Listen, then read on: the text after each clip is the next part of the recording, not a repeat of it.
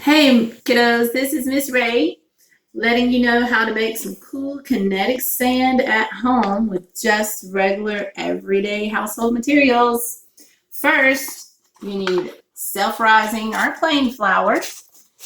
We use quite a bit. One batch would be 8 cups of flour. So this is a 2-cup measuring cup. So how many of these would I need to make 8 cups of flour? Then I would need 1 cup of baby oil.